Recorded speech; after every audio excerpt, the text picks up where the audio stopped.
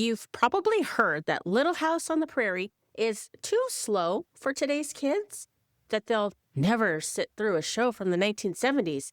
But what if that slower pace is actually what your kids need right now?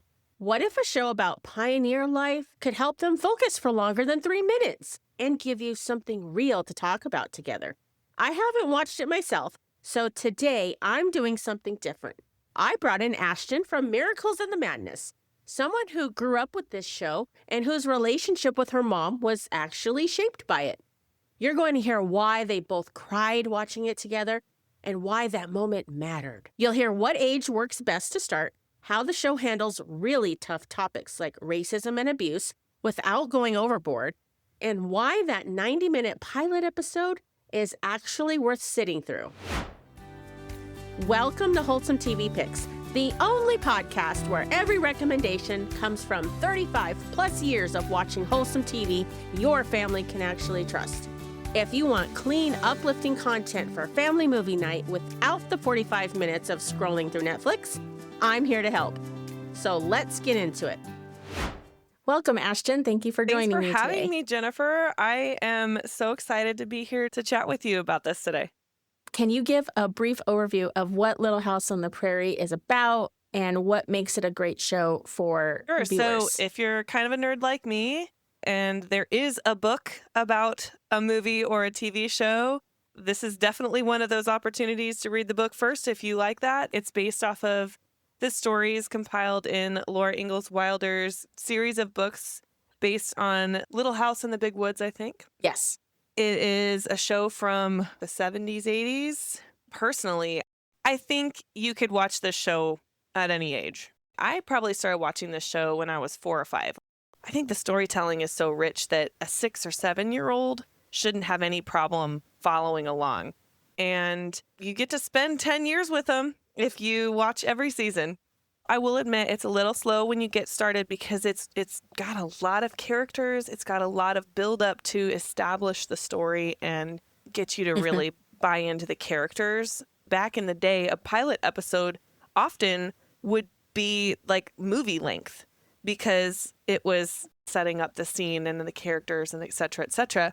The first episode is like an hour and a half long. So I think that's another thing that parents might want to think about I think kids these days especially are used to shorter bursts of attention span. And so this show will require a little bit longer of attention spans, which I think is really positive in today's television and screen watching is your kids aren't having to like stay focused on it for a while. So Little House will definitely be a big difference from that. What memories do you have sharing this with your mom? Like, did you guys have conversations? What did you learn together from watching this show?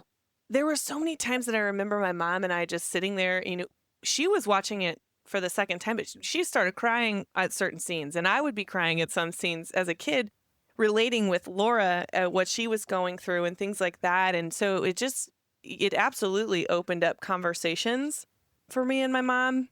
But it also gave us something to do together that we wanted to do together. My mom really likes television, so for us to find something that at a pretty young age that I was able to dive into with my mom and it be as exciting for me the first time I'm watching it as maybe it was for her, really like built this bond and connection there. Have you watched this show with your own children? Not so much yet. My children are 5 and under, and my oldest is a boy. While I think there's plenty that he will get excited about, I don't know that he's quite old enough yet. What he has watched in passing when I kind of have it on, it mostly just makes him curious because the things that the show even just shows, it's so far removed from like what life is like today that it makes him ask questions like, why doesn't he just have a tractor to plow the field, Mom? Things like that. Do you think it's best to watch it from season 1 or can anybody jump in from any point?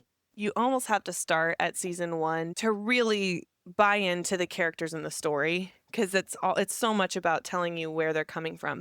I believe the show kicks off in season 1 where Laura's probably about 4 or 5. And so starting it at that age for me, especially as a girl, I really just felt this connection to Laura. And so I think if your child is in that age range, especially if she's a little girl, it may really build this like identification with this character that, you know, if she's feeling, you're feeling, and she understands what you're going through, because even though she didn't have phones and technology and all of the same things that we have today, she's dealing with the same bullying. She's dealing with the same feeling like she doesn't measure up to her older sister. She's going through similar things that your kids are going to be going through. So it's kind of a great opportunity for them to grow up with Laura. There are some episodes that are a little bit more, they address heavier topics. What kind of topics does the show delve into that is more heavier than the norm? I remember episodes about drug addiction, about domestic abuse, about death, about house fires, bullying, loneliness, racism.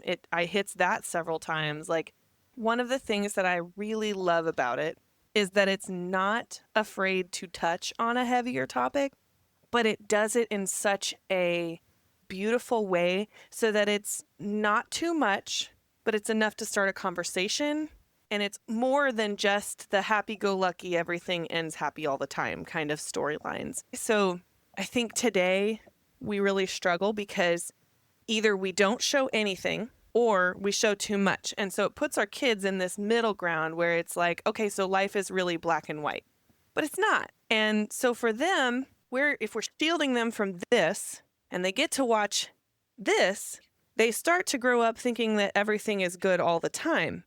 And then we put them in this position, well, okay, well, now you're old enough to maybe understand these concepts, but it's so much that when they see it, they're like, wow, life is so not what I thought it was. And it sets them up for this, I don't know, heartbreak or not real idea of what life is like. And I think Little House like finds that gray, right? But as I mentioned earlier, some of the concepts, while they're old enough to maybe understand what's happening, the concepts might be just a little mature.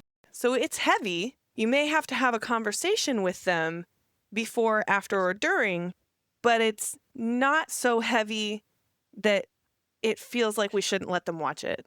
So I think back to the age question, I think you have to know your kid. And if you're not sure, definitely pre-screen and watch before you let them watch it too.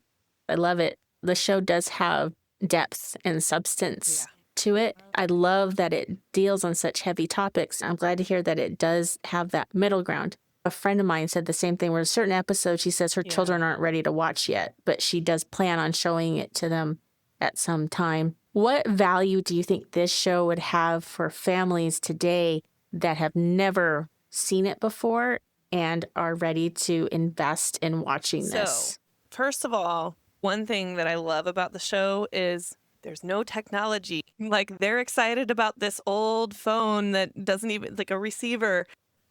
And so I think our kids often get so sucked into the screens and social media and things like that that are so normal in today's television even, that it still creates this degree of separation. One of the things that I think the show does a great job at is like putting an emphasis on family time and that value.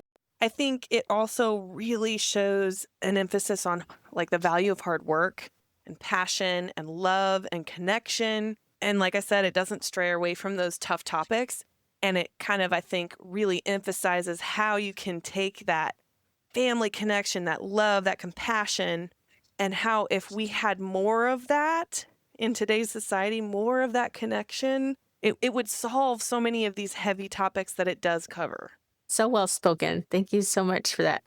Quick note, if you're loving this conversation about shows that handle real-life topics and want another family show with values, go back and check out episode 15 on the new Lassie from the late 80s, early 90s. Okay, back to Ashton.